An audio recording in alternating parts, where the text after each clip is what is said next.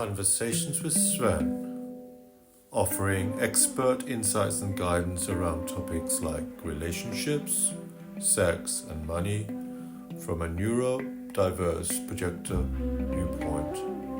We're asking good questions and seeking the answers.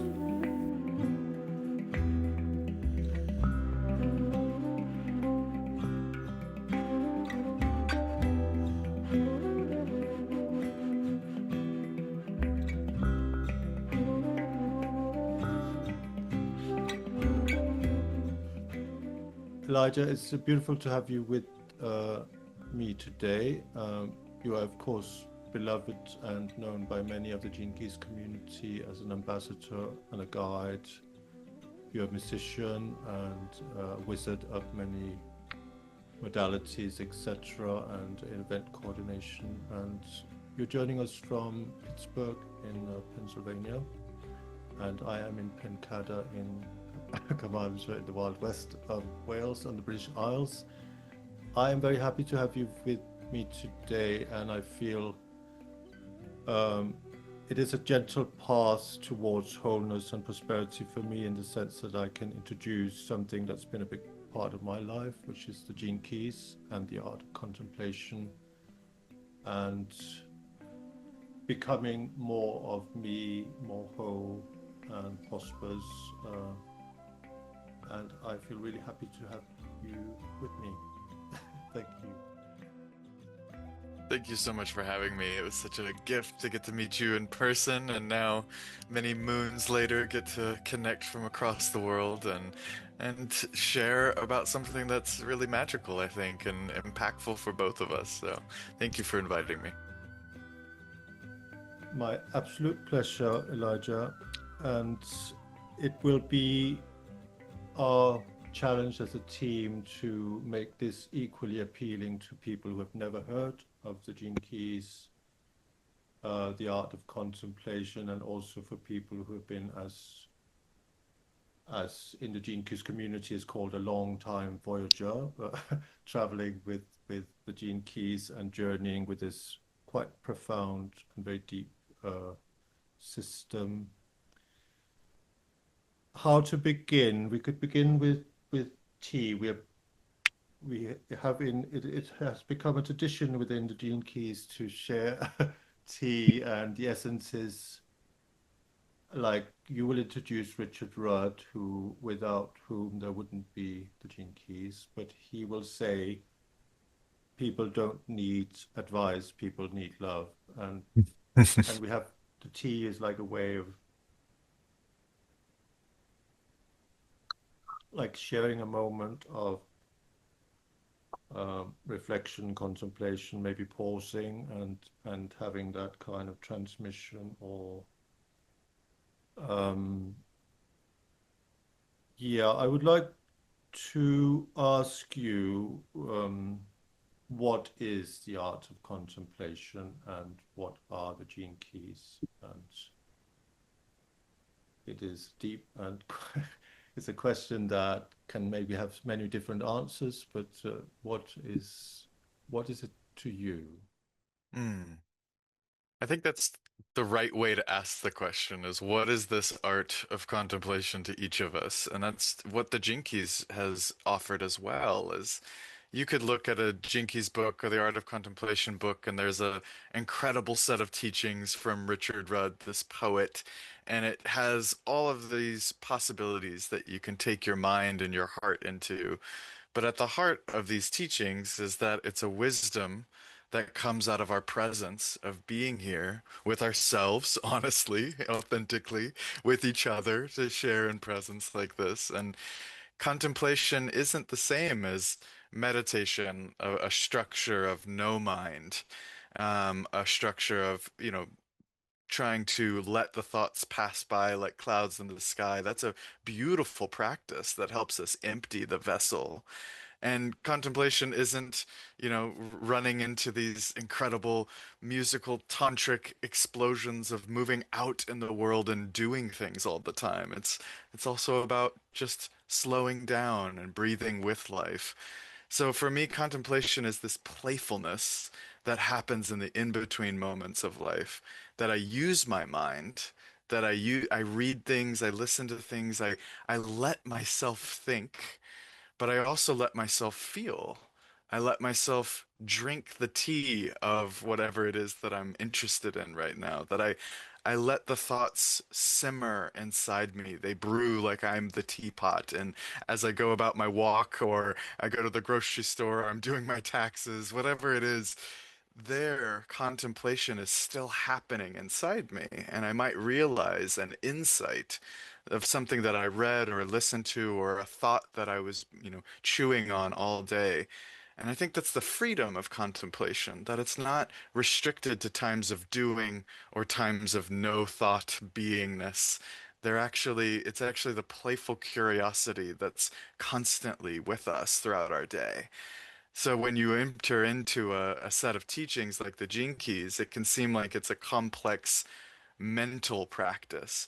But actually, you're just meant to grab a little gem, to read a little bit, or to see something that sparks your interest and let it sit within you, because the wisdom isn't out there. It's not in a book, it's not in a course, it's not in some magical profile that's going to tell you exactly who you are. It's actually in being present with the wisdom of your body, of your essence. That's why I love the Gene Keys and the art of contemplation, is it gave me the freedom as a musician, as an artist, as a scientist, as a little child and a growing man, to be able to look at myself honestly, authentically, and with that sense of playful curiosity and magic that I think gets lost in the seriousness of the world. So it's a little bit esoteric at times, but the Gene Keys for me is simply a pathway to remember who I am and to see the challenges that sometimes get in the way. We call them shadows, these like victim states that get in the way of me feeling the flow of love in my life. So maybe that's where I'd start with what is contemplation in the Gene Keys for me.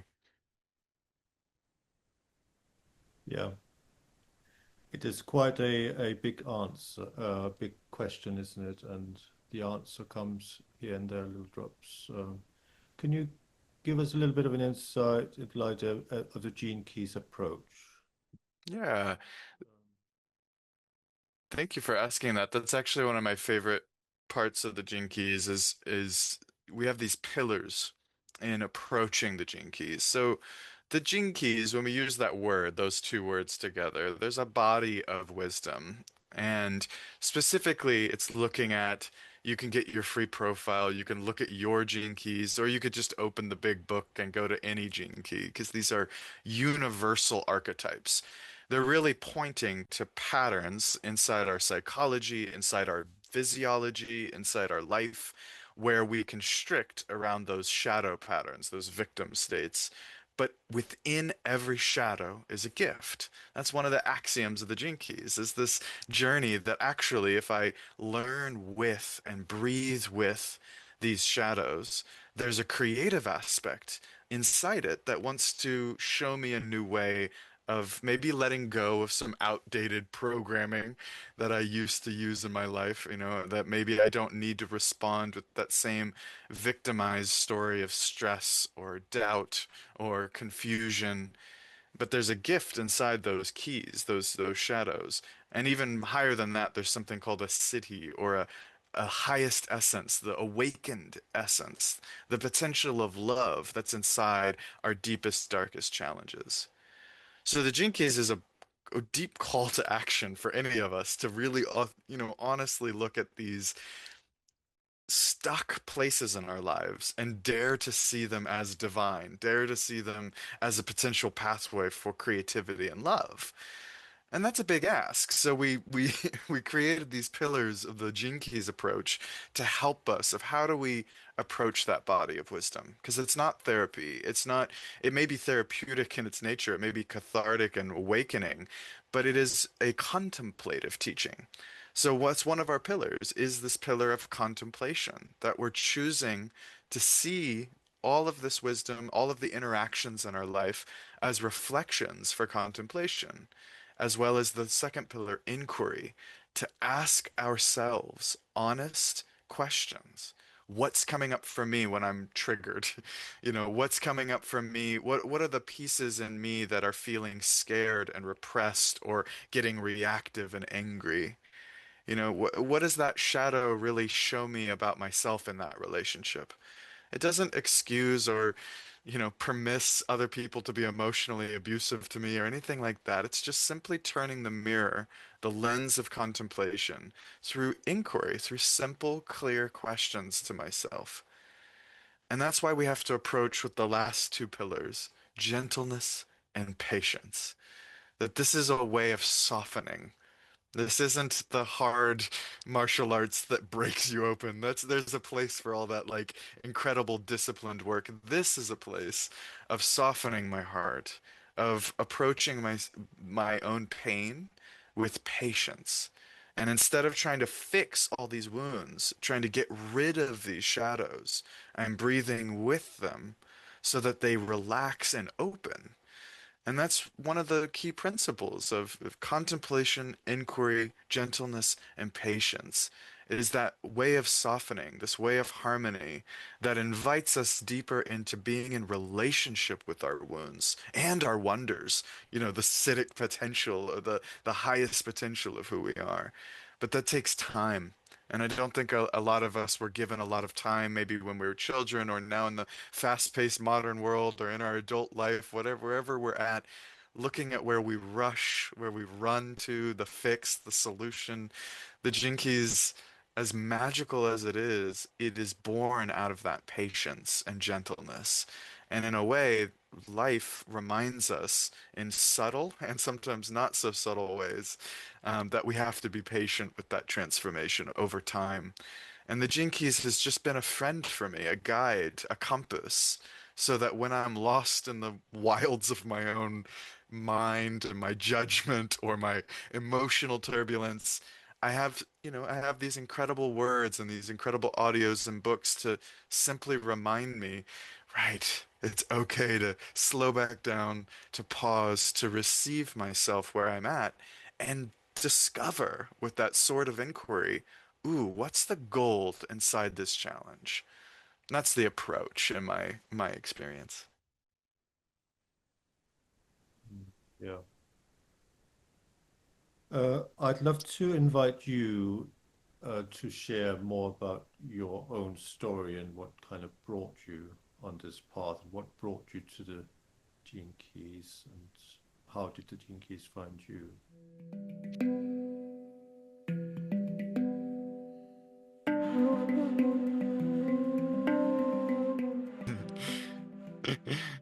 I'm curious now. Now I want to hear your story, but I will I will indulge and share my story because I think what that bubbled up in me is actually that Jinkies.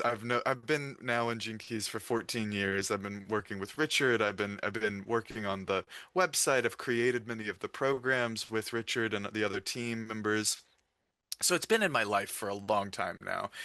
But synchronicity is a key aspect, I think, to the Jinkies. And so it's always amazing hearing all the stories of how people found the Jinkies. I remember one of my favorites was someone was in a taxi cab in Peru and someone had left the book in the back seat of the taxi. It's just literally the Gene Keys comes to you at the right moments. There's a bit of that magic.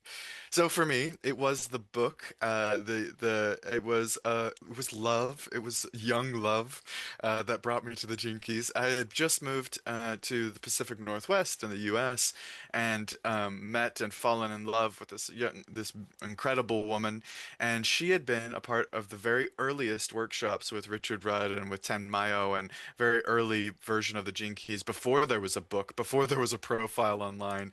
So she would hand draw our charts for us and like we would be picking it apart from the in-between places. And she had this big book, and at the time it had a dragonfly on it, the Gene Keys book.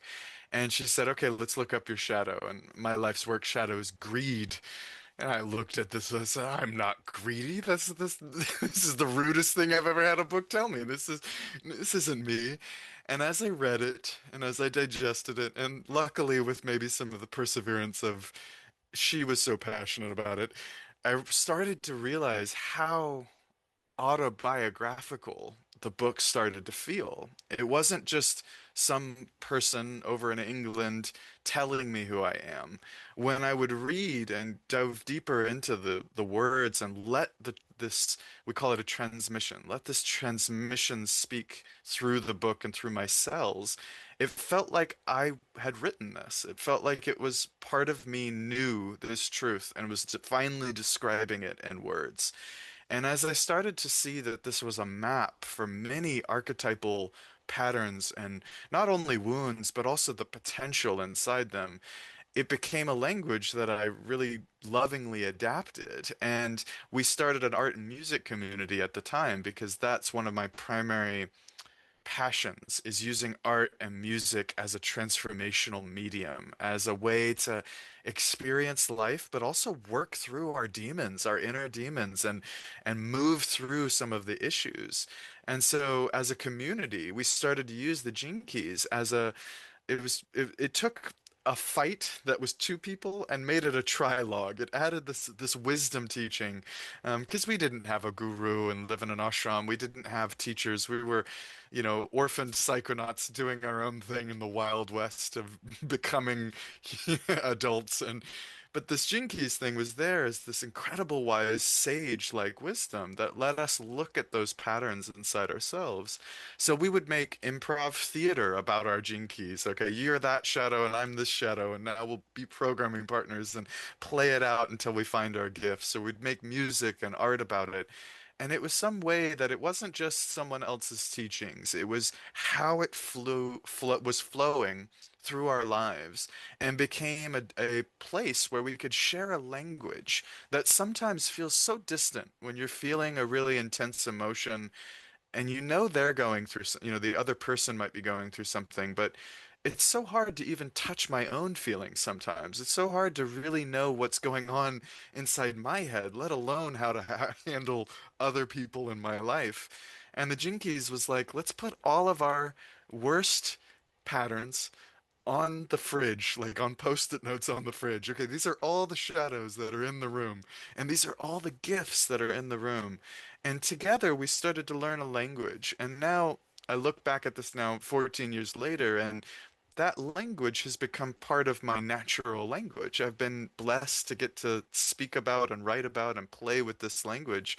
And it's really a lexicon. It's a symbolic language that helps me pinpoint those specific patterns inside myself.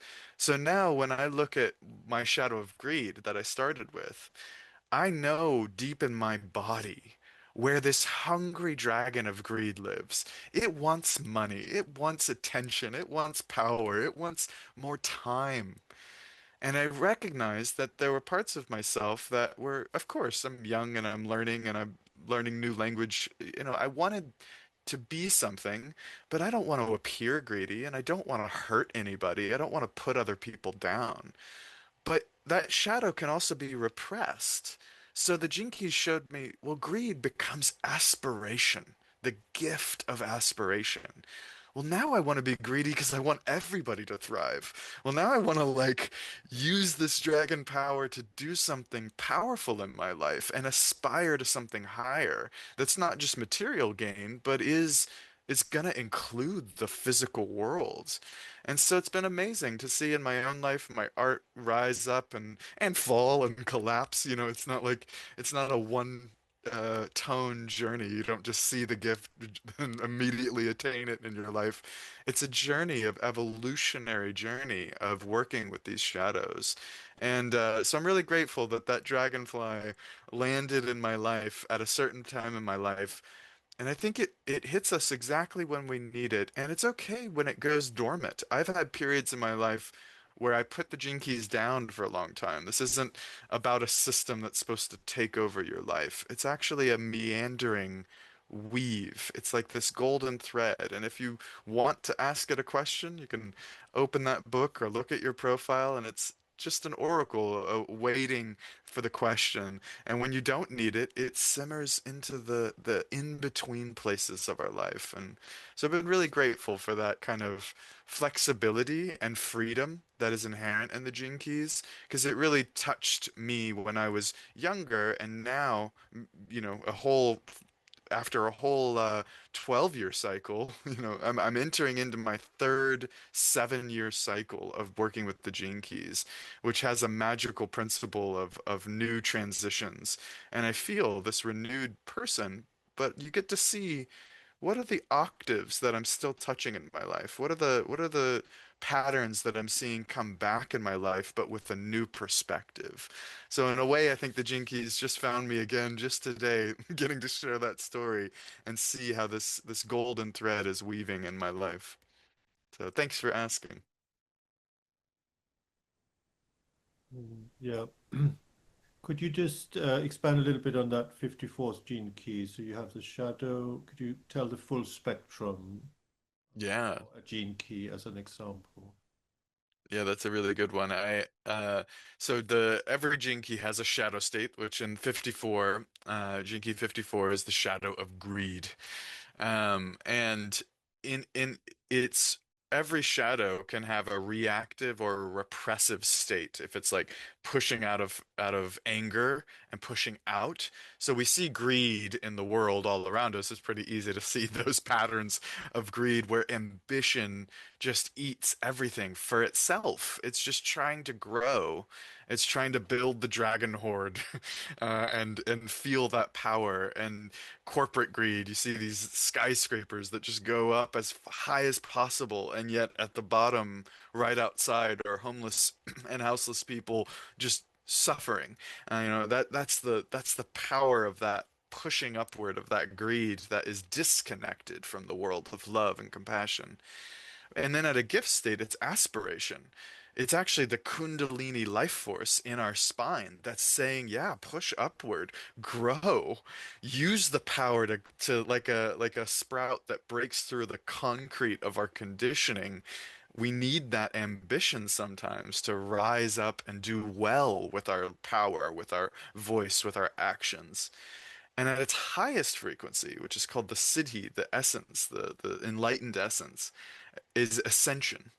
And even in the book, Richard mentions a yogi named Yogananda, the famous yogi that helped bring the teachings of yoga to the West, that he shared this gene key. And I always remember reading the autobiography of a yogi and feeling that quality of ascension, not escaping the physical body, but transmuting so much of the power and the pain and the shadow of the world into the light body, and really tuning into the potential power of that light body here in this physical form.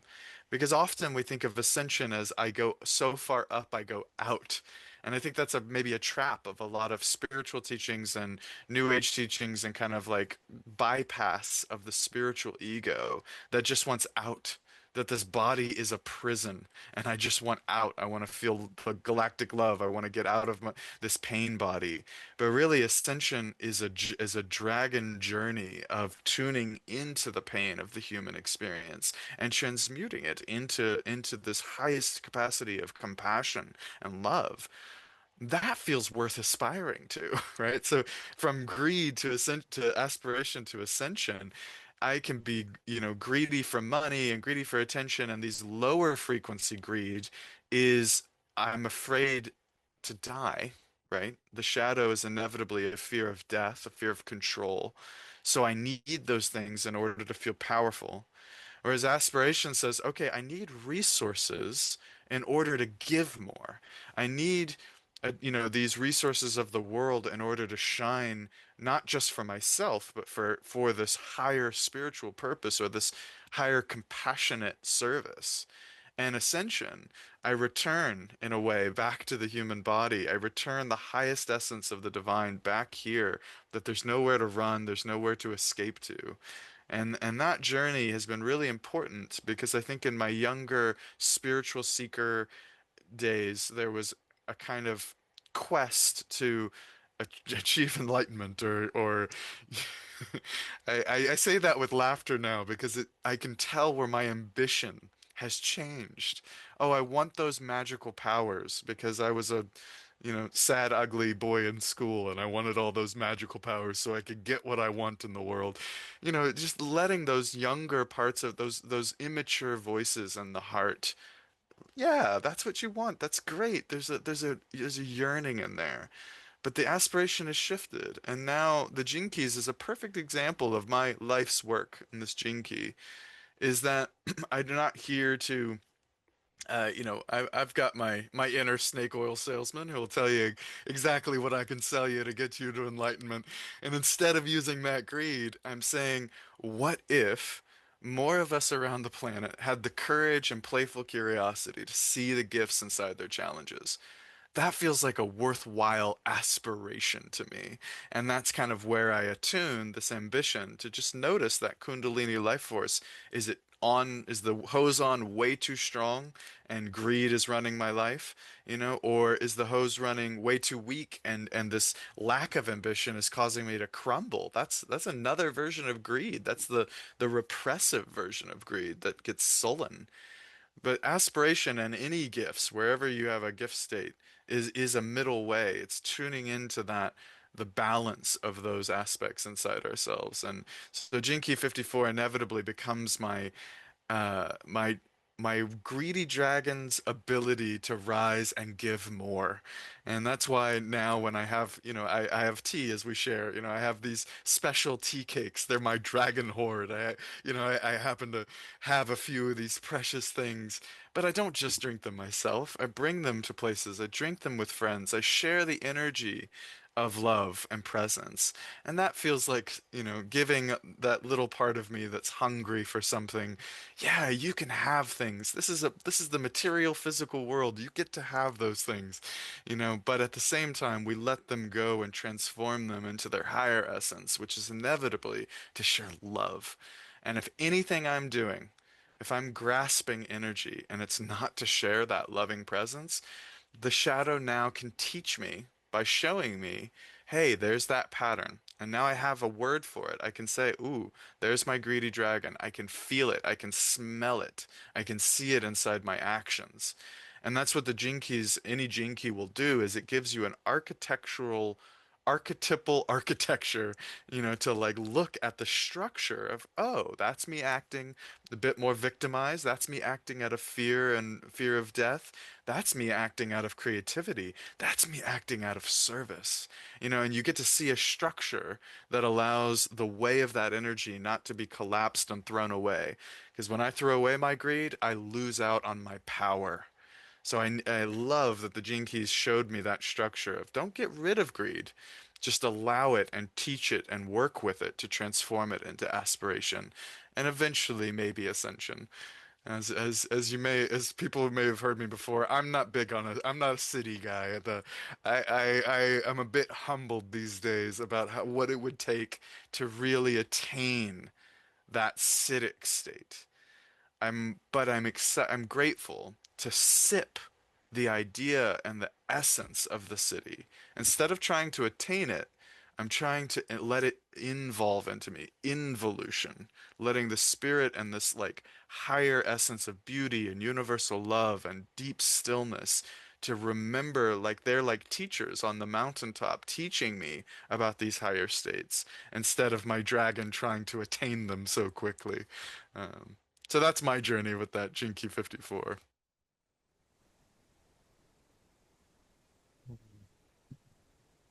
This might be a good time then to inquire into what it's like to work with the gene keys as a modern business as well, because you have to coexist within capitalism, isn't it? You, as everybody else, you have to pay bills, and uh, how is it working with the gene keys, and what do you actually do in your role?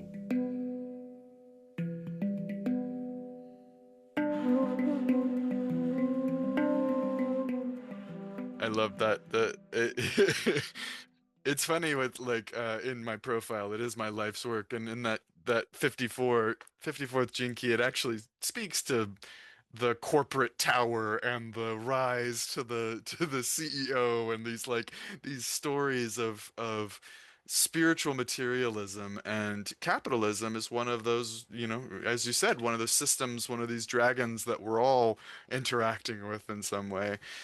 So the main takeaways that I've gotten over the years that I'm really grateful for is one is that if your content as a business is at all related to transformation, to health, to wellness, but especially to transformation, then you are going to have to live in a transformative way to truly serve that business. And it in no way has ever let me off the hook, right? Because suddenly with business, you have bills, you have people that I need to pay, I have contracts, I have regulations, I have privacy and data laws. We have all these things that we now have to interact with. And they are contemplative initiations for me. So another one of my gene keys, my vocation key, my core gene key, goes from the shadow of judgment to the gift of integrity to the city of perfection. And judgment can also be, well, I think it should be perfect because I know it's possible to be perfect. So I've been quite judgmental of myself over the many years trying to sculpt businesses that reflect the higher aspirational values that I genuinely believe and work to live by. But judgment isn't about getting it perfect all the time. It's about noticing where are the cracks in the cauldron and filling those with our loving awareness to live in integrity. And integrity also means to live in the gritty, in the meat of life and in the friction of life. So my integrity in the Gene Keys is like things like privacy. I am a huge advocate of data privacy. Like we do so much work to keep our things secure, to keep our platform secure, to have real, like I've learned way more than I've ever wanted to learn about the internet, about data privacy, about cookies, about tracking, about all of these things because I want our website literally to be a vessel for the teachings, and like the teachings, it's complex at times, but it's guiding and it's a labyrinth of resources that bring you into these well springs of potential love. So we give a lot of resources away for free. We have a pulse where we get every 5 days, we give, audios for free and we give out these stories and videos and we have a whole living library of free resources because at its heart, Jinkies is a generous company and we aim towards these principles of synthesis, which is providing a platform of fractal wisdom where we can all learn about the infinite within ourselves. So that's our website and our course and the book and the teachings. It's the meat of what the content that we produce. Um, and in some ways, it's the entertainment, right? It's the ooh, I want to find out about that, and it tricks the mind into opening the heart, and it soothes the heart when the mind is overwhelmed, and that's the meat of what we want to create and give in the service. And then synarchy is another principle, which is the self-organizing principle of people, of empowered individuals and loving relationships that can form a community that is vast and potentially worldwide. And it's been amazing because the Gene Keys is translated into like 15 or 20 languages and is being translated in those languages more and more. It's got a global community, a global audience. You can see a map on our website of all the people, and those are just the people that have chosen to be visible on the map because there's so many silent hermits all over the world just reading the book and doing it in their own way. But there's this beautiful transpersonal community that's formed. And it's not determined by one language or by a region or by a type of person. It's created by a group of people who are all asking that same question at some level of how can I discover the gifts inside my challenges? Something has sparked them to come to this wisdom, to see the love inside those shadows, and to discover a way to live them. So the team, we call ourselves Team 64. There's not 64 of us, but that would be the limit if we ever grew to that size. But the team that's formed have formed out of this genuine interest in these teachings. You know, some people have been traveling the Gene Keys for many, many years, and we just stumbled into this business through our time together. And some people are newer to the teachings, but they're drawn to the essence of what we do, that we are trying to do things differently.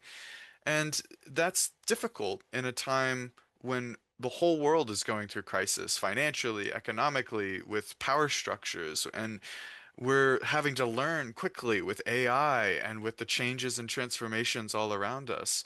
So to have a synarchy, to have a trust in a self-organizing container, not just in the business, but in our larger community, that there is an energy that wants to support this vision in a balanced and loving and compassionate way. So we have guides sharing the Gene Keys. We have people who just share it in their homes and with friends and families. And to see it spread in that way is like a garden of love. And then we've always grown that organic way. But now we've hit a much larger, size than ever before. And so with size comes difficulty and complexity. And that's what leads to the third and final principle is centropy, which is a philanthropic energy that nurtures the whole system, that we give and receive from the universe, that we plug back in to the reciprocal nature of life. And so, and sometimes sometimes that means being philanthropic. We have, philanthropic projects that Richard was working with a refugee project with lawyers who help refugees in those embattled zones, and with the ULA and ULC, the bringing the universal love curriculum to people's homes, whether it's all the way in Uganda or in the education system here in the States. We're trying to bring these fresh, playful ideas of the art of contemplation into those areas. But it's also centropy in our service to ourselves and our service to our team and service to how can we do business better and differently. So we, you know, I would say as I've learned about business, we do our best to be more in integrity than many other businesses do. I found a disturbing fact while learning about all of the complexities of what runs a business that many large businesses just pay the fine instead of fixing the problem. And I can't do that. My integrity gene key is just like, no, we can't make that shortcut because everyone else does. So that's how business is done. And I've had to learn with my greed and my aspiration to where to stand my ground inside a system that wants to squeeze people for all they are worth, wants to squeeze, you know, it just wants to feed this engine that doesn't even exist as a human soul, and I feel that the Gene Keys team is devoted in a different way, and I really appreciate working with people who individually are working on their shadows and their transformation, and collectively we're facing some of those difficult transpersonal shadows together, inevitably, hopefully, creating a sense of joy and harmony and a light at the end of the tunnel. And other days having to sit there with the shadow and really be like, we don't know and we're scared, or we don't know and we need to make a hard decision. But can we do that from a place of love and compassion? Can that be the baseline that our decisions are made of? Generosity, love, and compassion, integrity. That's my aspiration within this company and within the Gene Keys as a whole. Well, as somebody who's come in contact with the gene keys, I'm also, testing the integrity of the structure, and I definitely feel that there's a whole. It is not a selfish uh, enterprise. It's serving. It has that energy that it serves the whole. It wants. It aspires for something more, and I feel that like for myself that I feel that I'm more of myself. I feel more whole, and I suppose, yeah, now might be a good time to kind of invite people to explore the gene keys, because as you mentioned, the website is incredible, and you are one of the people who are art, you're using your artistic genius for creating that. Except, but could we maybe go into uh, like something like the hologenetic profile, how to get that map, and then you can maybe share my profile as an example of how, and tell, maybe speak something of other entrance points and what maybe appeal to different people. Yeah, that sounds great. Let's dive down the wormhole.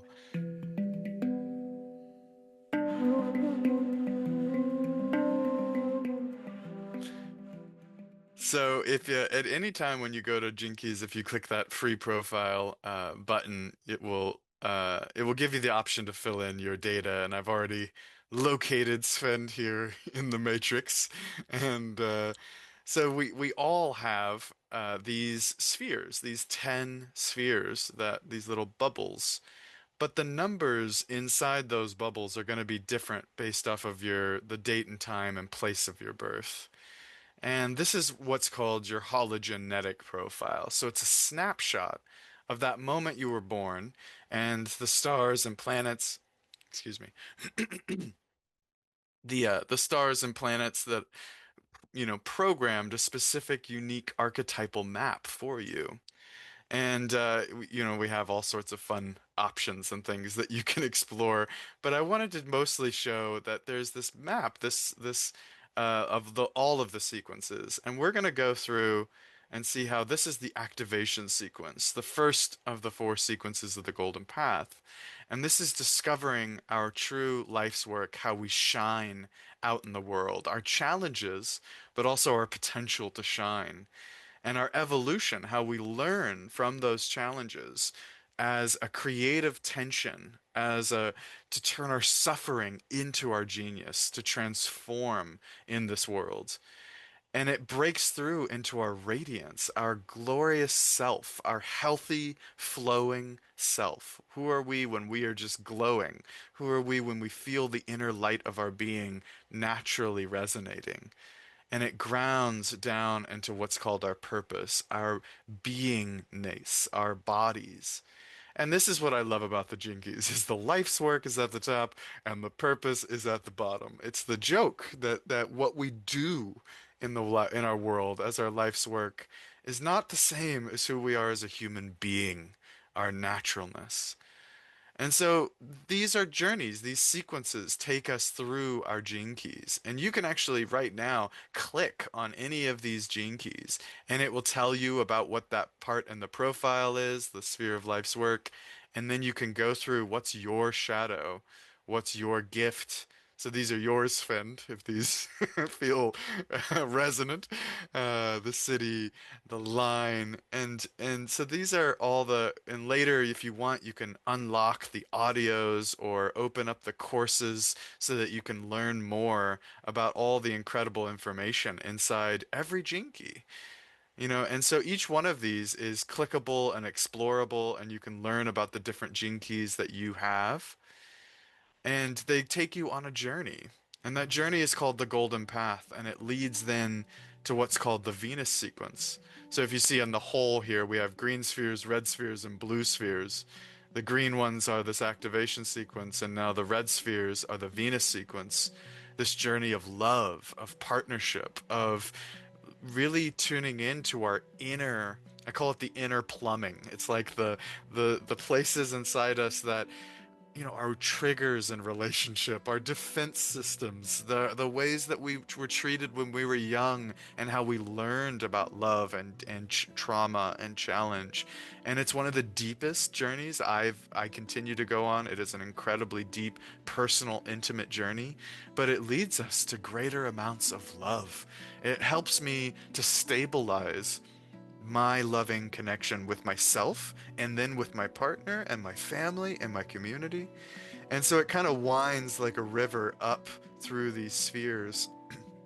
And in the Venus sequence, you can learn more about the IQ, EQ, and SQ, the mental, emotional, and spiritual quotient inside our lives, and how those patterns are coded all the way to our core wound.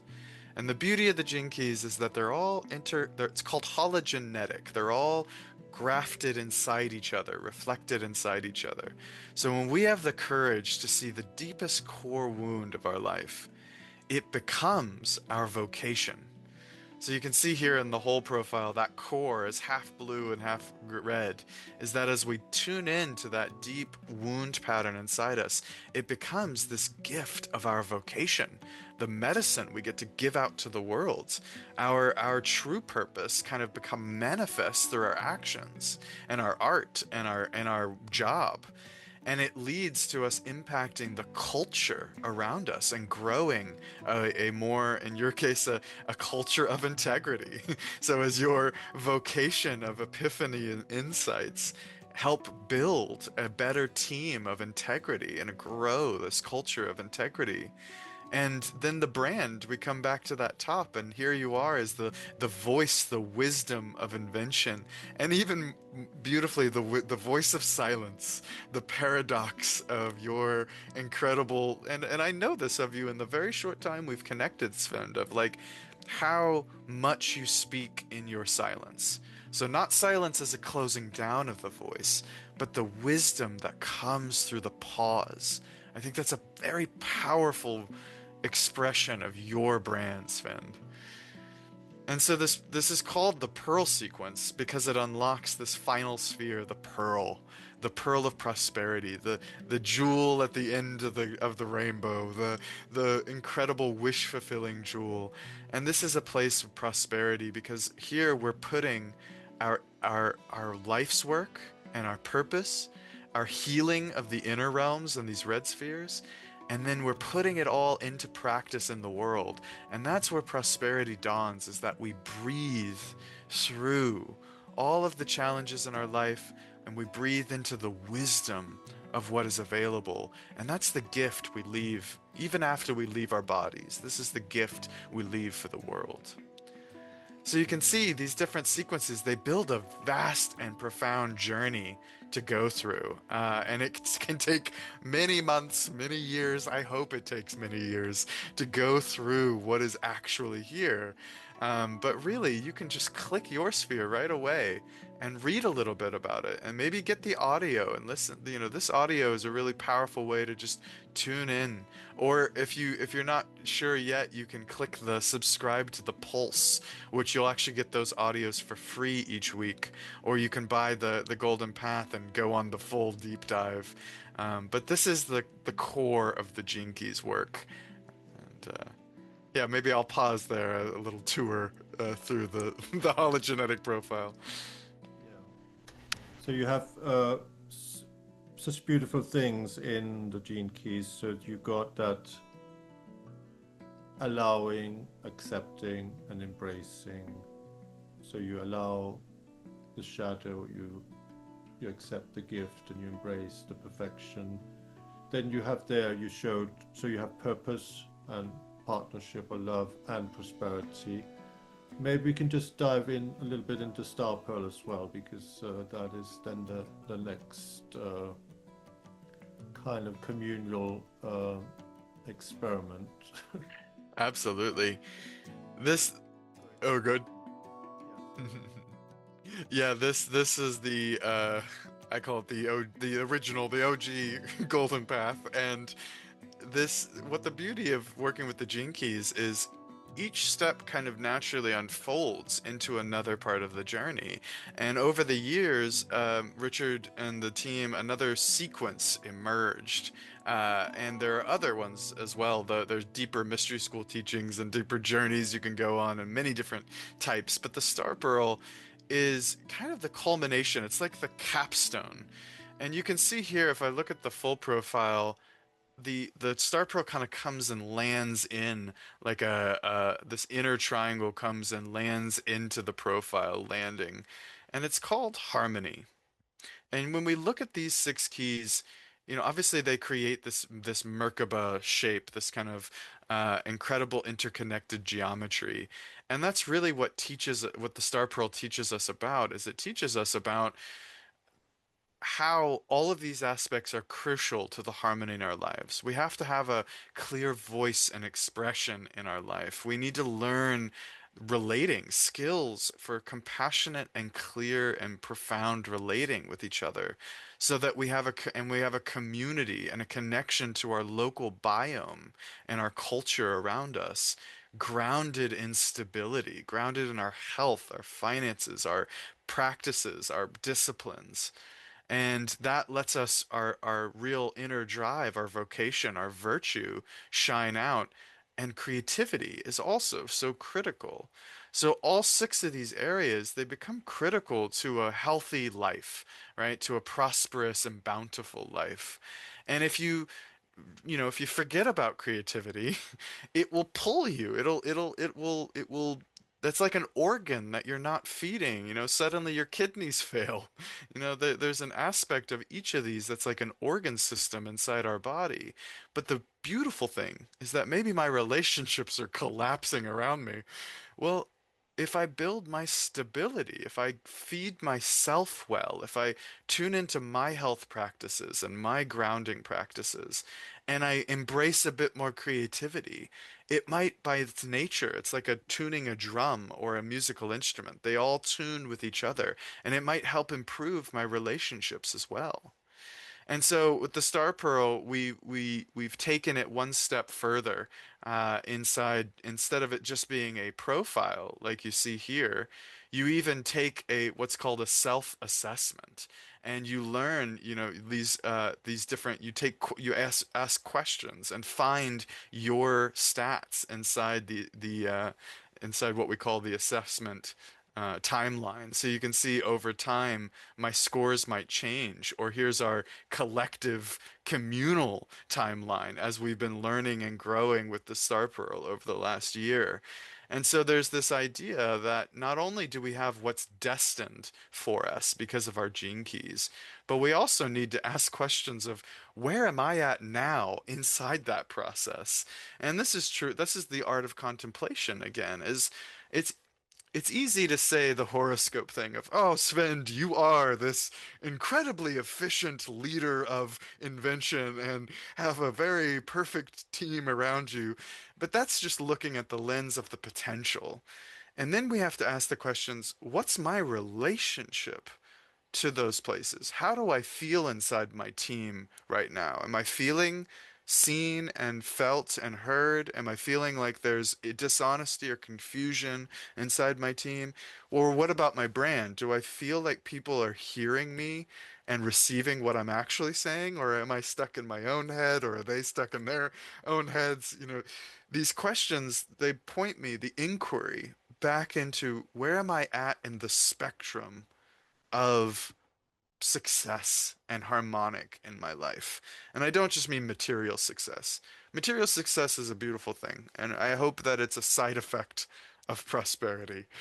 But prosperity is a breath with life. It's a relationship that life is always giving me a fertile opportunity, and I can be in relationship with that fertile opportunity because my relationships are you know, I can't control the weather. I can't control the government. I can't control the global economic collapse. Good luck. But I can control my attitude, my responses, my agency in a relationship. I can choose to feed kindness and creativity into my actions. So the Star Pearl inevitably will lead us to collective harmony, not just this program. I mean, consciousness wants to organize into places of harmony. Nature does this all the time. Areas of nature proliferate, and then they need to change and transform and evolve for the system.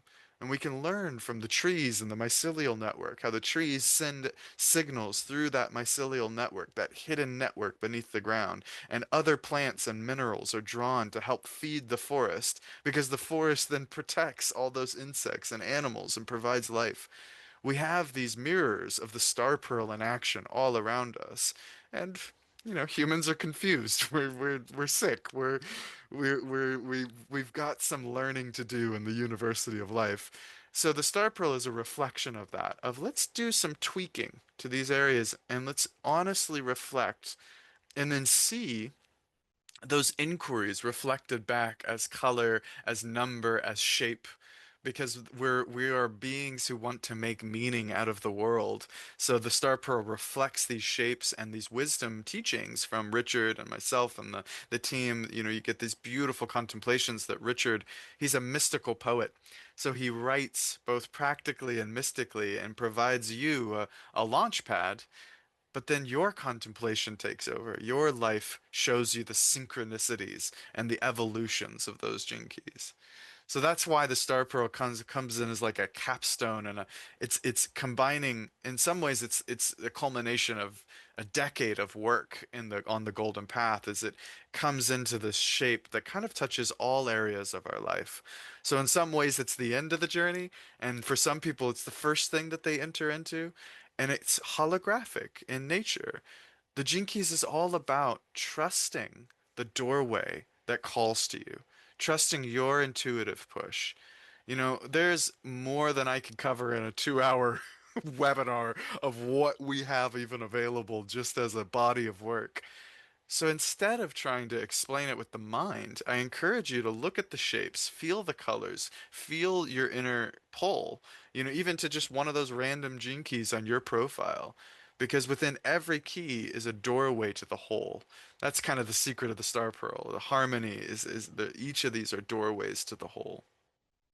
So I hope that both is incredibly complex and all over the place and yet also coherent, because that's just the Gene Keys.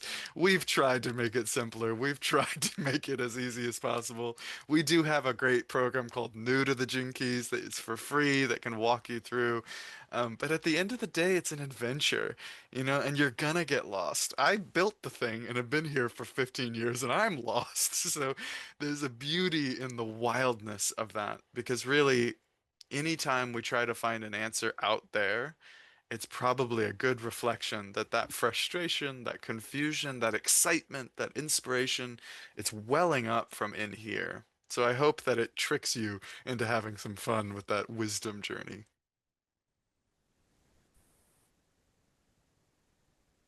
It, it's a very fascinating system to be involved with, and I think, like in the 23rd gene key, Richard Russ explains the difference between something being intricate and simplicity, and I think it is quite intricate, but really it is quite simple in the sense that it's about, for instance, the gentleness. It's about something. I appreciate that it's something that feels doable for my nervous system because I personally have gone, that's one of the problems coexistence within capitalism, for instance, that there is one of the myths is like more is better or like greed is good and whatever it is, or trying to force something to happen. And this is more like tuning in and resonating with something. But for me, the Star Pearl has been quite something. And I, for instance, I got in my first self-assessment, I got the honey, and then I got the fortune of the fathers, which if I think of my life in the last couple of, it's very, very kind of potent, and that whole like term of synchronicity is definitely there. That there's a lot of synchronicity and a lot of kind of um, things you could say is a coincidence, but it seems that it could be more than that.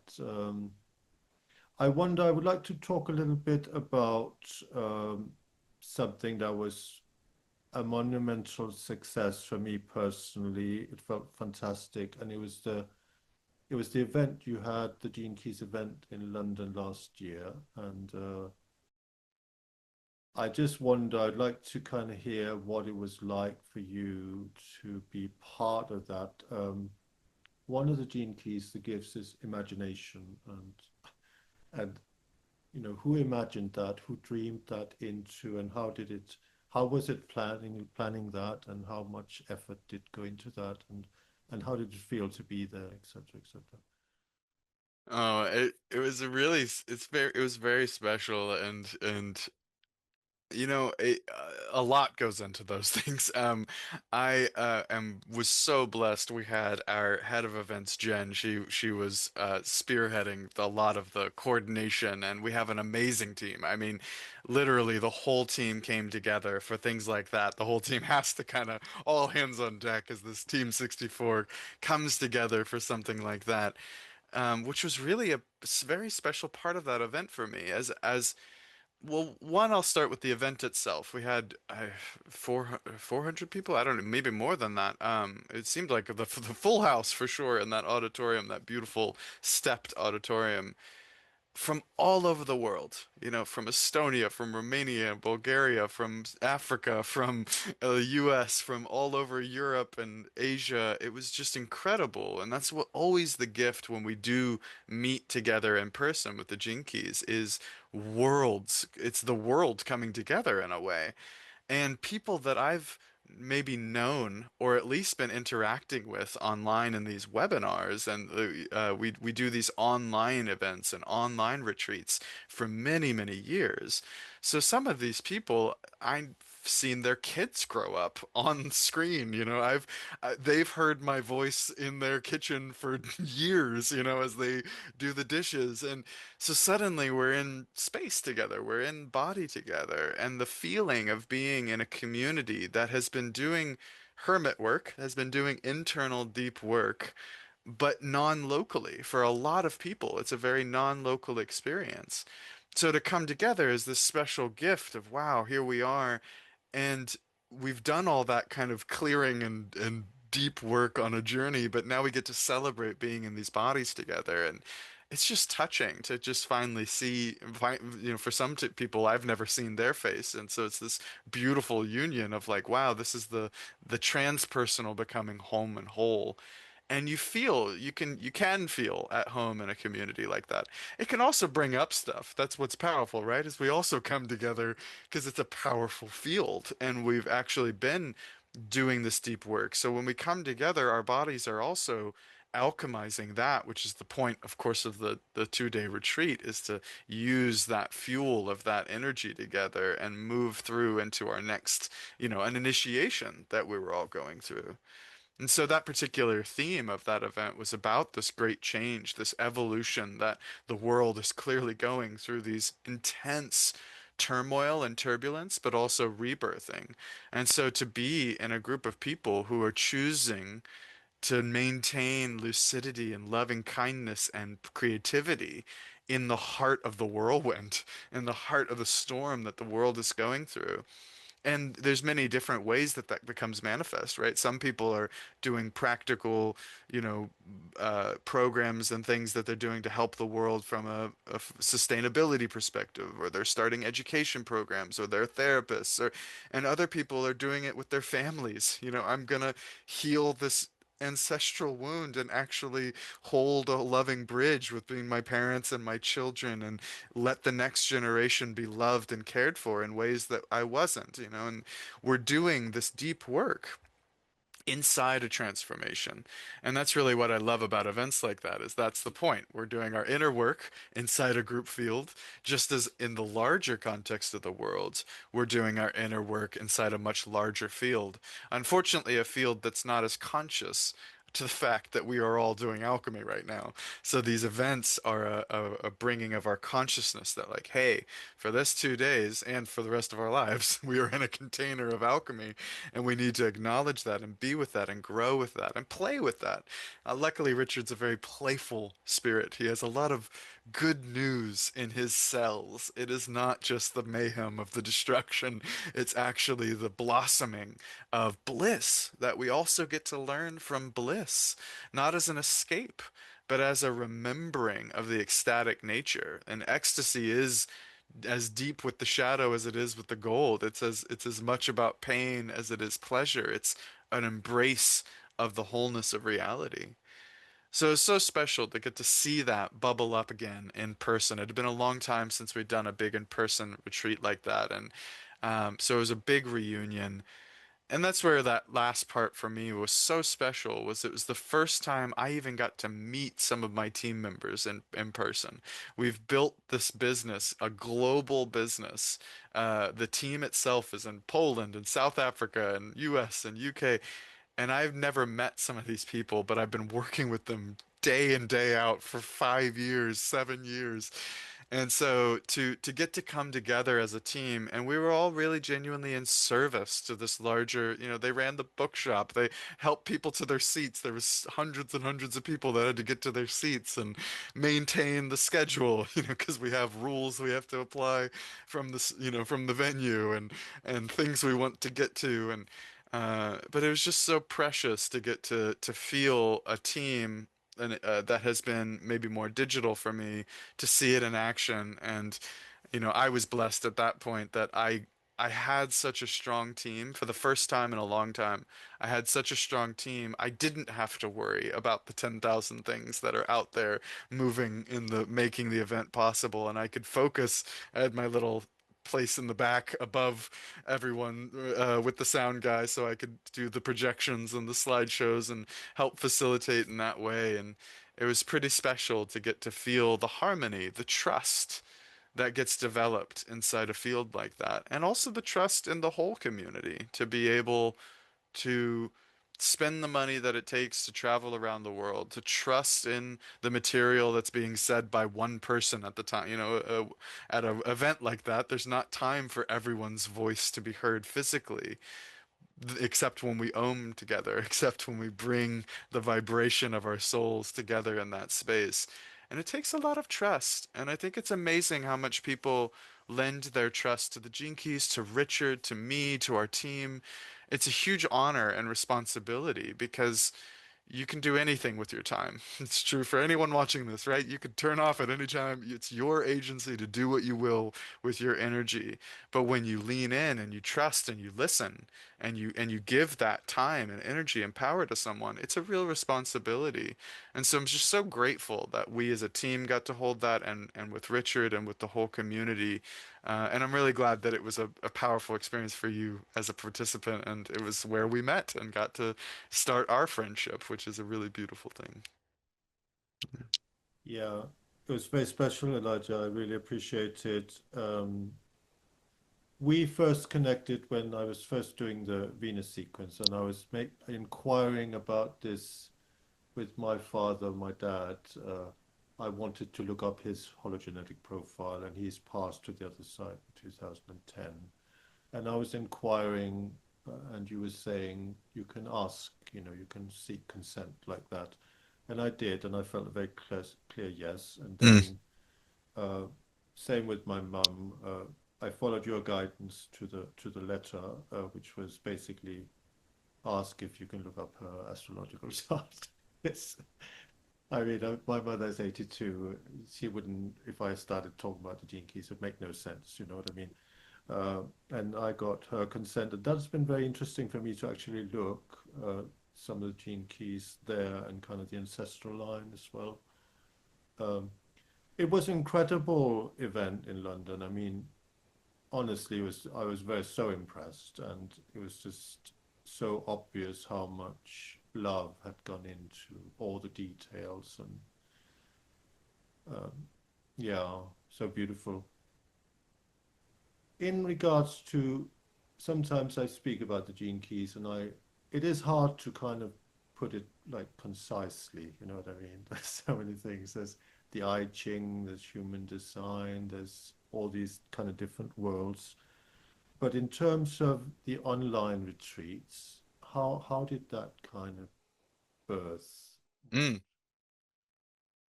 Yeah, actually, it birthed many years ago, even before I was really part of the Gene Keys, in its own way, in a different type of way. But one of my mentors and dear collaborators, Teresa Collins, she's an incredible wisdom keeper herself, and she was actually really instrumental in helping birth the Gene Keys book, helping to get it published and out into the world. And so she's been one of those incredible mama bears and council members in the larger Gene Keys ecosystem for many years. And she was really my teacher in how to work with learning communities and how to run online retreat spaces. And so she was kind of my inspiration learning a lot of that. And I had done them with her with my art and music community, Wonderland. So we were running our smaller versions of these Gene Keys retreats through our art and music kind of perspective, in connection with people getting their Gene Keys courses and things like that. And at a certain point, Richard invited me back into. We had been collaborating on and off for years, and Richard invited me back with that intention to run one of these online retreats again. And it happened to coincide right with COVID and all of the world suddenly needing to learn these tools. So it felt really good that we were a little bit ahead of the curve. People were already in their retreat, and also, there was more space for that suddenly around the world. But we've always known the power of these online retreats, because with a physical retreat, like the London one is great, or if you go to do a Vipassana retreat, a meditation retreat, or a breathwork retreat, you leave your life and you go somewhere and you get the intensity, which is a profoundly powerful container for cathartic transformation. And one of my shamanic teachers always says, like, catharsis isn't change, right? So catharsis can be a powerful part of healing. It burns through something. Something big can move. You can scream in the woods, or you can have a deep internal silent catharsis as a skanda moves in your body, and like you see a deep wound pattern. But change requires consistent loving care and attention and tending it like a garden. And so catharsis can lead to that change. But a lot of times, especially maybe the more conditioned kind of, at least as an American, I know it's an American thing, but it kind of has that Western mind thing of, we go somewhere, we do that intense work for a weekend, for a week, whatever it is, maybe longer, but then you come back into your life and it's different again. It goes back to what it was, maybe, hopefully for a few weeks, months, maybe a year, it really like shimmers, but eventually it kind of dies back down.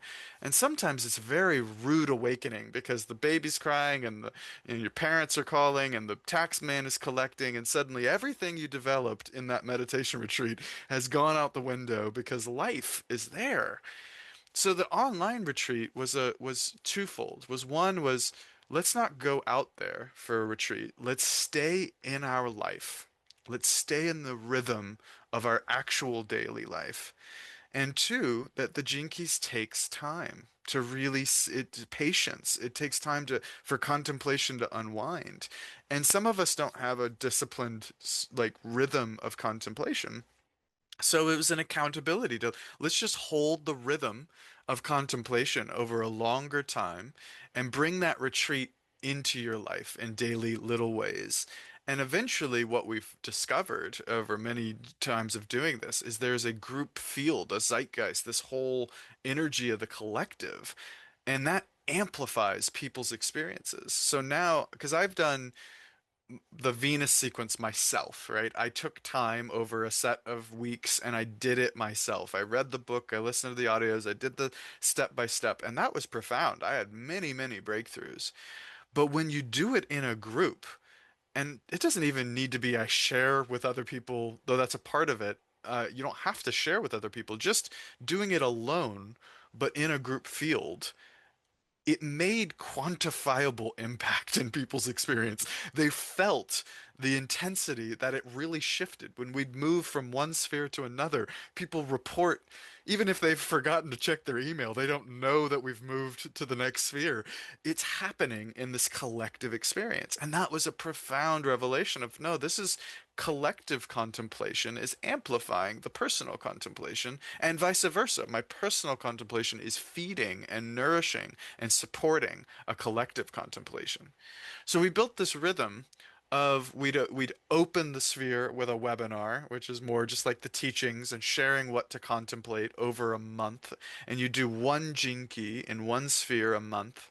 But then we'd also have community calls where you'd be in breakout rooms with random people from all over the world. No, maybe you've never met them before, to share honestly for 7, 10, 20 minutes, just to share their reflections of what's come up. And I've been in those rooms. I don't know what I'm going to say. I teach the dang thing. I don't know what I'm doing. I'm imposter. All these things come up. And then in a field of love and presence where we're not interfering with each other, we're really just holding place and listening to each other, witnessing each other. Suddenly, insights come out of my mouth and I'm like, wow, I didn't even know I was contemplating that this last month. But now that I'm in a safe place to share, it's helping bridge another part of my contemplation. I feel safe enough to share something maybe that's really deep that's going on, or maybe I'm confused, or maybe I finally put some pieces together because in a fast, busy world, we don't slow down to weave the story for ourselves, and or we can't talk to our friends that deeply, or my wife just got off of work. I can't burden her with this, breakthrough that I've had because she's in a different place right now. And so the retreat is always about setting a container for contemplation, for inquiry, for gentleness, for patience, and then to feed those jinky contemplations and just see what arises over the month. And now we've done, dozens of them, and we've seen consistent benefit from that. And it's a really special thing because as one retreat ends, it is still a feeling of, okay, it's over. Like a part of the ritual certainly closes. But it's not like I have to fly back home and figure out how to do the plumbing again. I'm here in my home. I close one door and I'm right here in my life. And so it makes it very close. The insights feel very close instead of alien. Um, so it'll never replace the in-person experience. It's not designed to do that. It's designed as a supplement to our life, a companion journey to our life, just as the Jinkies themselves are. It's never meant to only be one aha or one big hurrah or even one weekend full of hurrahs. It's actually something that melds into our experience, and merge is one of the words we use. We merge with that wisdom. It seems like a very kind of practical and human way of doing, like you have contemplation as a backdrop to your life and you're in the life, but you're also having that kind of contemplation going on.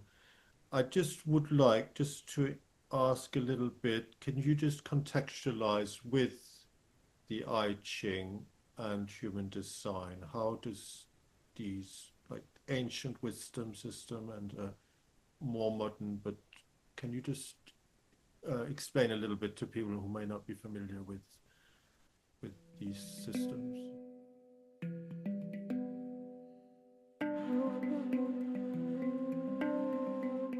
Yeah, sure. Let me pull up this.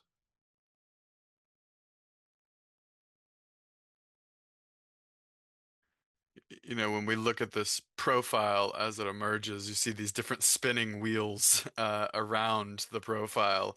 And let's see if I can even turn them on. Yes, I can. Okay.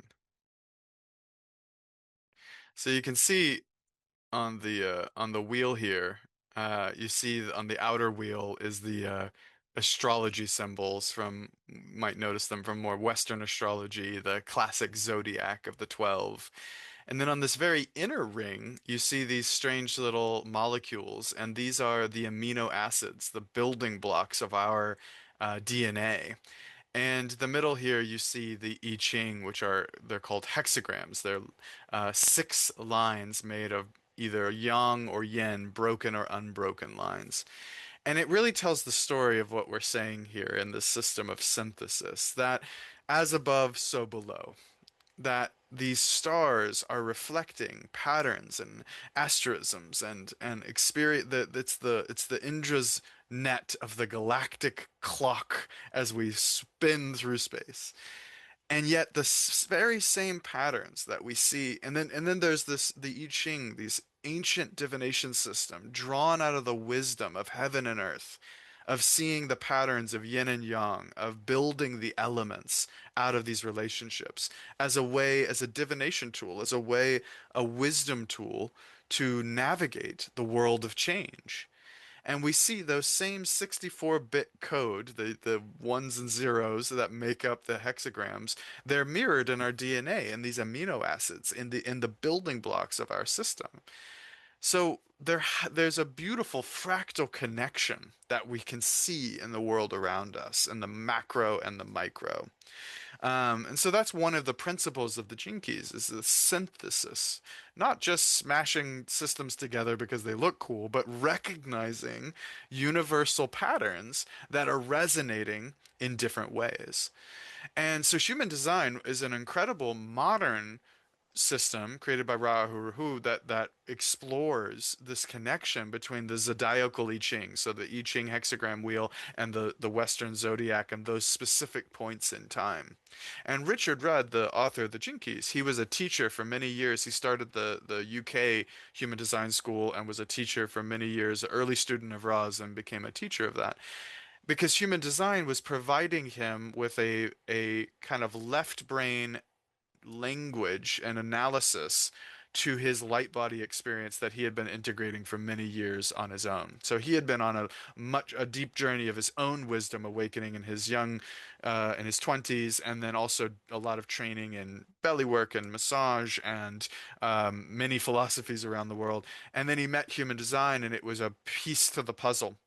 And so he became a teacher and an author and a incredible wisdom keeper of human design. And the gene keys were an evolution born out of that, of bridging a lot of his other deeper insights of what he discovered inside this algorithm of awakening that was a bit different than Ra and the human design, but also evolves and takes it into, he's a poet, he's a mystic. It takes it into a place that doesn't lock us in. And this is important about all systems, whether it's gene keys or astrology or human design or whatever, numerology. Wisdom shouldn't lock you into a story that is unmoving and unchanging. That doesn't feel like the Tao. That doesn't feel like wisdom to me. And that's what I love about the Gene Keys is it offers spectrums. It offers ways. It offers pathways and evolutions. So that there is a blueprint, there is a beauty to the clockwork of the universe saying, hey, take a look at these archetypes. Because that's what's true about fractals, right? Is that every imprint has an imprint of the whole and something unique emerging from it. That's fractal philosophy.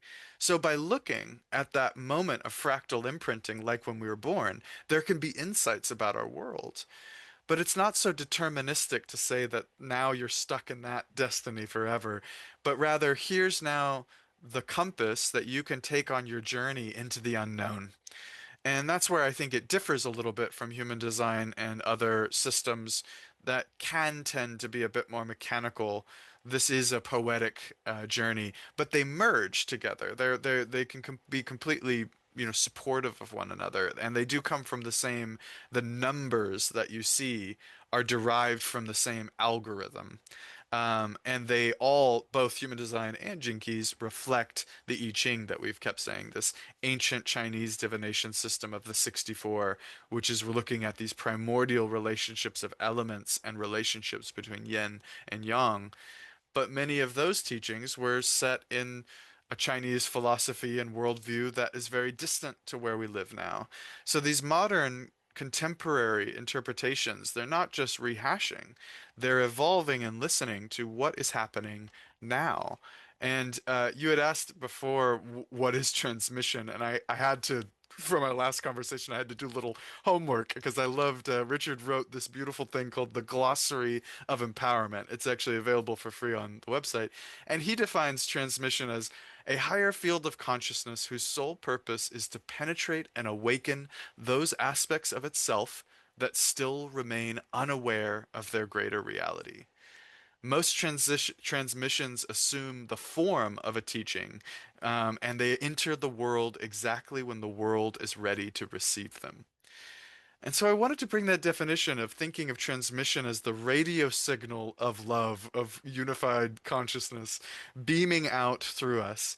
And we tune into that station at the right time, and collectively, We tuned into the I Ching at a particular time that its wisdom infused itself into the world, and Western astrology and numerology and human design and the gene keys. We're tuning into a transmission of living wisdom, a living wisdom that's beyond any system. You know, the classic metaphor, they're all fingers pointing to the moon. It's not the moon, you know. And so the gene keys is an aspect of that living transmission of wisdom that does bridge and show the parallels between the ancient systems, not just the I Ching, but also in Buddhism and Gnostic Christianity and in Sufism and in many of the world's traditions. You can see these filaments, these universal patterns. And the Gene Keys then brings this incredible contemporary poetry to say, let's have fun exploring this inside ourselves with a bit of practicality and a bit of mystic poetry to keep us entertained along the very difficult journey that it is to be human. So again, not simple to explain what the Jinkies is and what the I Ching is, but I hope it does give a flavor a little bit of what these how these systems kind of overlap and interconnect. Definitely. Could you just give the personality types within human design?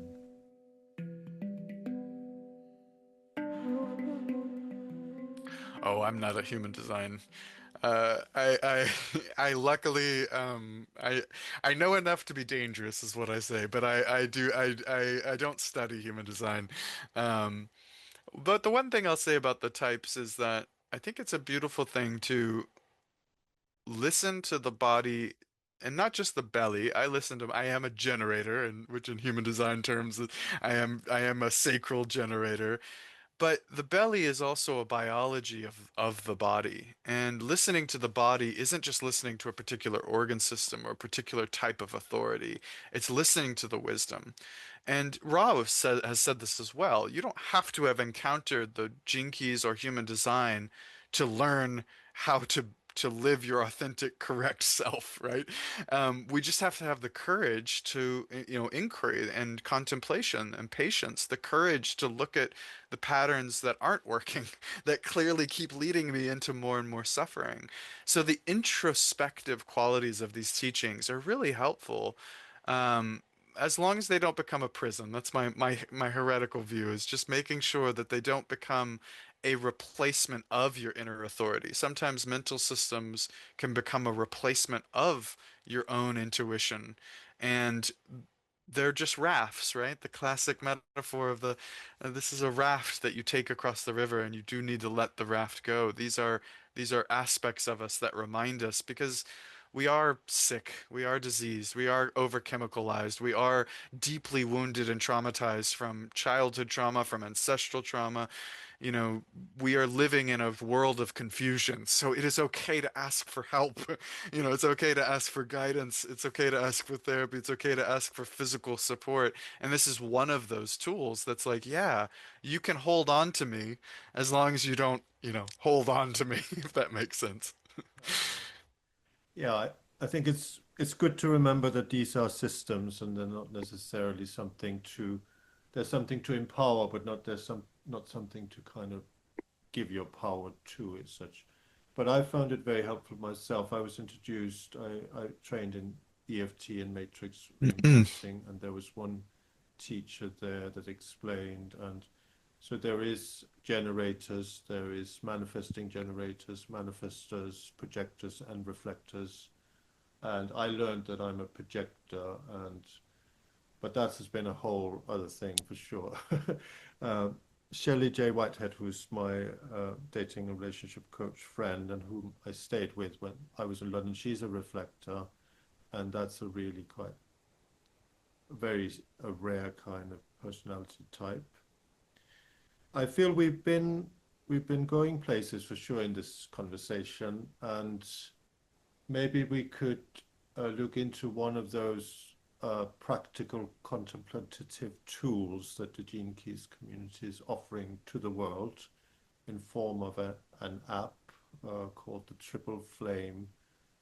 Again, what an incredible feat of love and wisdom, and then also make it an app. Like, there is the joke, like if the brain was an app, maybe we wouldn't use it more. I love that. But it is a beautiful, practical, contemplative tool to remember to pause, and uh, maybe we could share that in our little team effort here with people so they can. Yeah, I'd love to.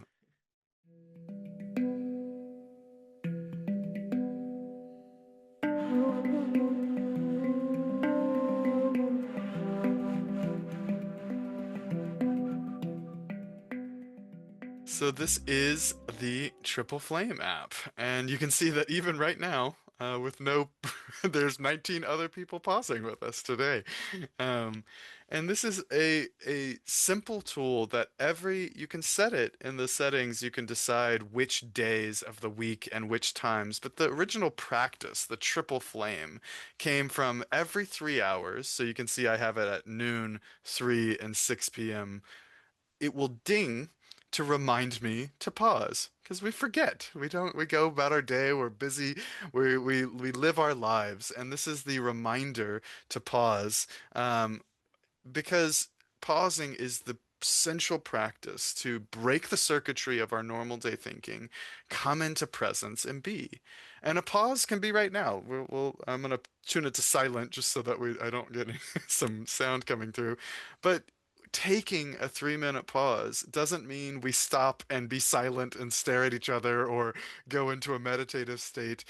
It means that we're bringing our awareness together for the next few minutes, that we're just retuning to this moment. And I love even the invitation to look at the triple flame was a pause from the chart, was a pause from the complexity of the I Ching. It's just right here, a field of transformation. And to know that all around the world, people are tuning into their hearts, to their breath, to the inner flame, the single flame of the individual, and breathing with that.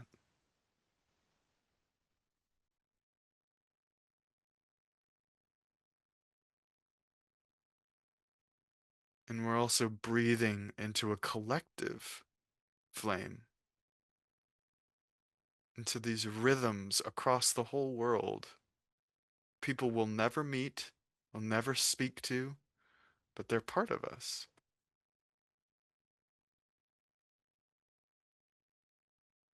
They're part of the field of transformation that we're a part of too.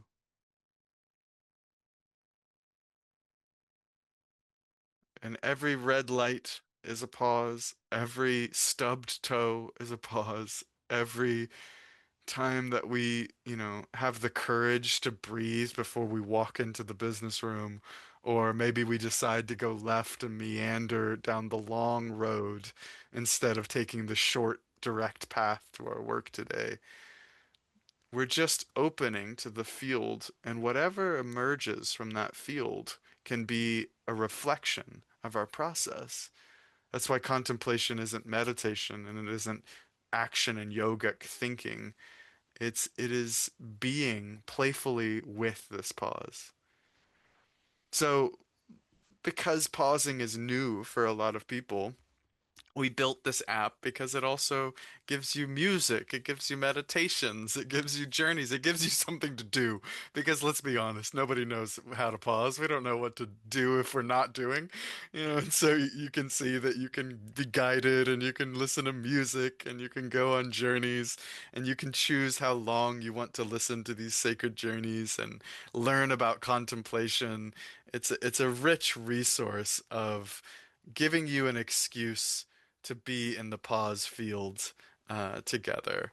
And every day it reminds me with a gentle little harp reminder with a nice quote. And it's a real practice to invite any kind of shift. And I'm a hard overworking Capricorn. I joke that I helped build this app because I need it the most, and I guarantee you I'm not using it as well as I should because we get in our cycles and I'm like, oh, but I'm working on this spreadsheet. I don't have time to pause.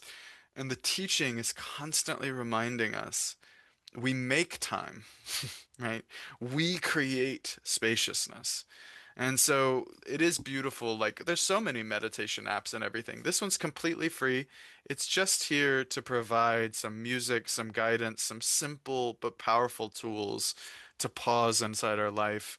But it's also a symbol, I think, of a community of contemplative beings, and you can pause with the gene key of the day. You know, we send out the pulse every 5 days. It's a free newsletter. You get a free audio. You can listen to that pulse and just tune in like, wow, this is the gene key that everyone's going through today.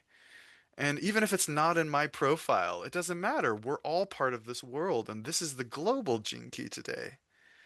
So that can be a really special way to just pause with the world, pause with universal love, or today as we're recording, I don't know when this will go live, but today as we're recording, pause with the jinky of versatility and mastery and the virtuoso of life.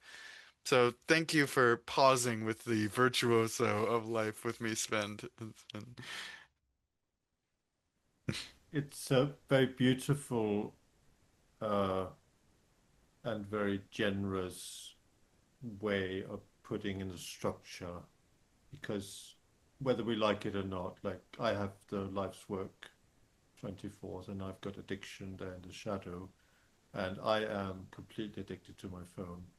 At least when I hear the triple flame, little something beautiful comes into my life and I'm reminded to slow down and pause and practice contemplation. I think practicing the pause, that is an acting technique, actually. Yeah, that's true. Practicing the pregnant pause. I'll just share because I'm the host. This is the art of contemplation for people who love to read. Uh, Gentle Path to Wholeness and Prosperity by Richard Rudd. So that is kind of the condensed and distilled version of the Gene Keys in a very beautiful um, book. And then this is the Gene Keys book, which is the new edition, which is truly beautiful work of art. As with everything in the Gene Keys community, it's aesthetics definitely artistry is there very poignant. And I've got other Richard Rudd's books. I would recommend them very warmly because they are so beautiful, really. And this is Human Design Books, Richard Rudd. And but I thought we kind of I would like to inquire into your music. I have been listening to your music, Elijah, and it puts me into a spell of practicing the pause. I was listening to the rainy day, uh, and I was thinking, oh, I'd just tune in, but I had to listen to the entire hour of rainy day music because it was so beautiful, and it actually gave me the chance to practice the pause. I have in my EQ the 15 key, which is timelessness in this city, and it puts me into that. I would love to kind of hear more about your music and what and how that kind of informs your life to be a musician. Beautiful. Yeah, I mean, my hand pans are these circles behind me that they, music is, it's an incredible thing because I grew up in drumline and marching band, percussion and things like that, which is a definitely a form of music, but it was very military in Texas. It wasn't where my soul said that it was creating music. I felt like I was just learning the rhythms, and many years in my life I definitely didn't consider myself a musician, didn't sing, didn't do any of those things, and fell into this world. And I could create as a storyteller. I was a bard. I could do many things with my voice, but not I wasn't a musician. And when I found these instruments, it awoke something inside me that, of course, there was my technical brain that could play the physical instrument. But it was an instrument that gave me the courage because there's, quote, no wrong note on a handpan. They're modal instruments. They're trance-inducing instruments. So I got to learn music in a safe way and just let my natural flow come through them.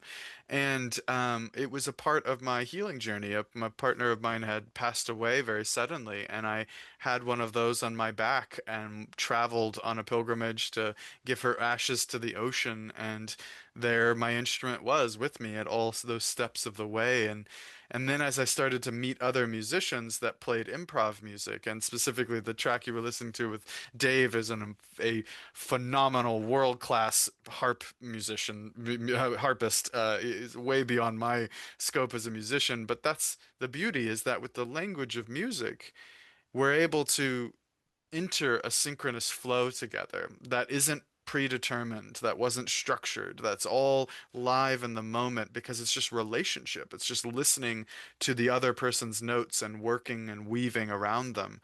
And that's really why I love these instruments and any instrument that brings you into flow state, into ecstasis, right? And I started my transformational journey in brainwave entrainment and neuroscience and different biofeedback tools and things to learn that the brain entrains itself into these different states with consistent feedback. Consistent noise changes these malleable water bodies that we are into specific states. So by entering into a flow state or by listening to music of someone in a flow state, you're encouraging your system to relax into those brainwave states and experiences of ecstasis, which is where I think the most creativity comes from. I think it is where our contemplative brain lives.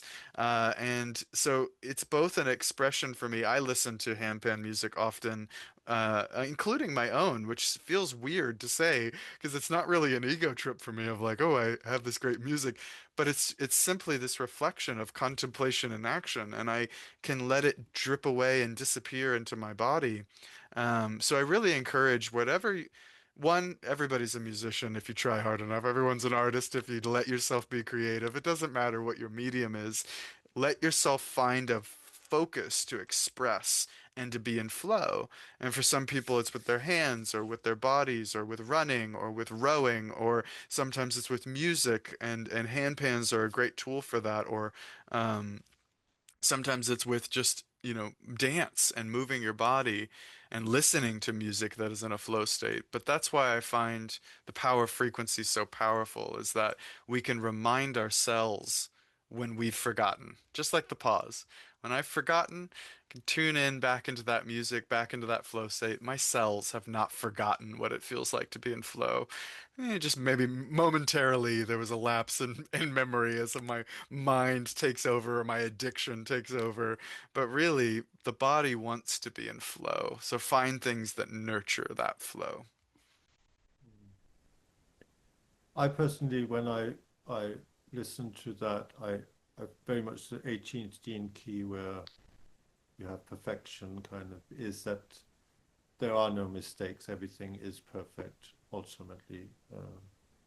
I'm very inspired, and I definitely would like to encourage people, like as a participant of the Venus sequence, a couple of times, I recognize that music, and it's just really, really beautiful, very mesmerizing, and very kind of, as you say, trance-inducing. We're coming to a close. I'd just like to inquire a little bit into the Gene Keys Guide program and what it means to be a Gene Keys Guide, etc. Because I would like to become one myself. I have the seventh Gene Key in my sphere of attraction and my sphere of purpose, which has the gift of guidance, and it's something that I would like to again enter the school and practice. Can I just inquire a little bit into, there's a World Wide Web kind of, and how does it kind of work? Before we go into Yeah. Well, the guides came out of that Gene Keys approach that really we can't, there's systems that certify you to be an analyst or to be a therapist or to do those things, and the Gene Keys isn't a system to master. Some people have a more of a right or left brain access. I, of course, have, by this time I've memorized all the gene keys. I know much about the system. Like there's a science, there's a geekiness that you can master in that way.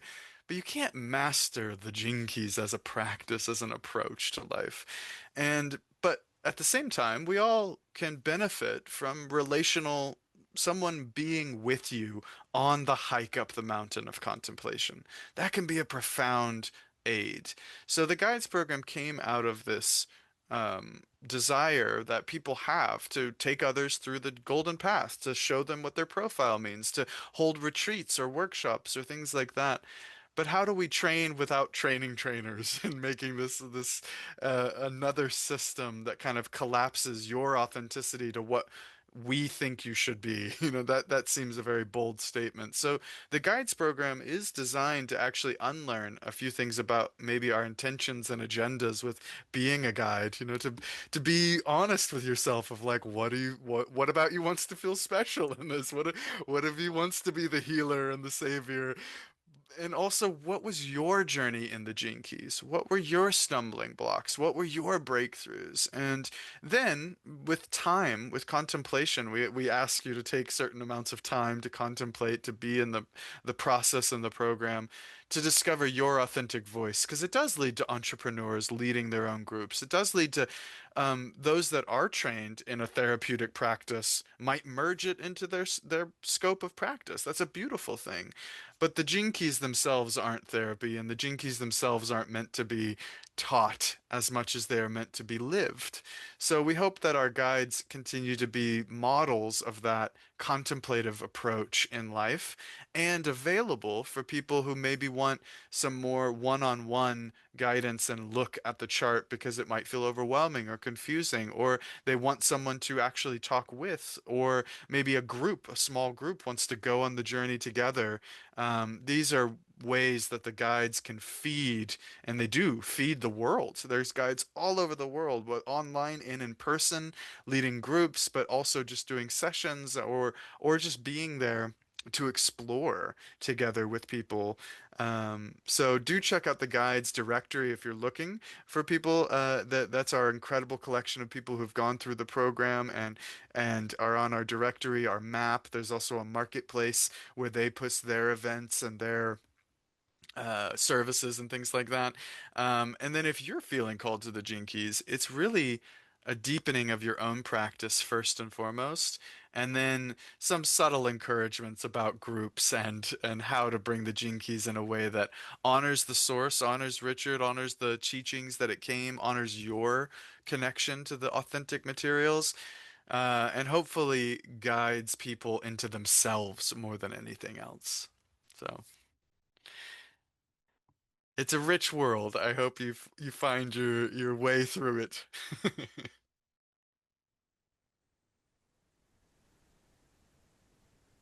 Beautiful, Elijah. How can people find you and how can people find the Gene Keys? I know you exist on different platforms, so let's finish with your, Yeah. your invitation to explore. Well, you can see my music and videos on fractaldoors.com. That's where my art and music is. But with the Gene Keys, I highly encourage you just go to the website, click that free profile, and begin your journey, you know, and I really suggest getting to the Pulse newsletter. That's a great way to just stay in the rhythm. It's free. It's a way to stay in the rhythm of the Gene Keys and to bring it into your life. And then when you're ready to click, you know, click the dive, the golden path is, I'm proud to say that even 15, 14 and a half, 15 years later, it is an incredible journey that I enjoy going on time and time again. So I think it is a lifelong pursuit of beauty and inspiration. So I highly recommend it.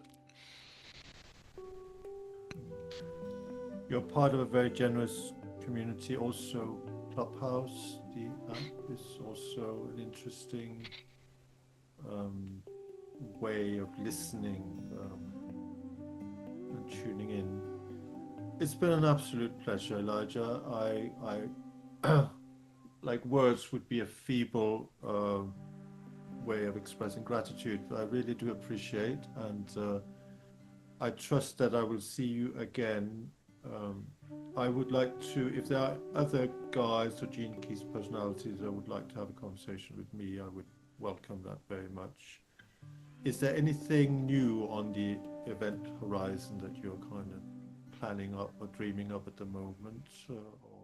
Well, I won't give it away, but remember those words. Event horizon is actually a very important word and something that's coming soon. So subscribe to the Pulse and be the first to hear about the next exciting adventure in the Gene Keys. Exactly that. Mystics can't give away everything. Elijah, I have truly enjoyed this conversation, and we're ending at 54, so it's good. It's a good time. So, um, yeah, I love the Gene Keys community. I love the generosity. I love that field of doing something for the whole. It's clearly um, much more about sharing your essence than, yeah, it's about giving and receiving both in quite an equal measure. So it's very beautiful. So thank you for offering your time today. I really appreciate it. Excellent. Farewell and thank you.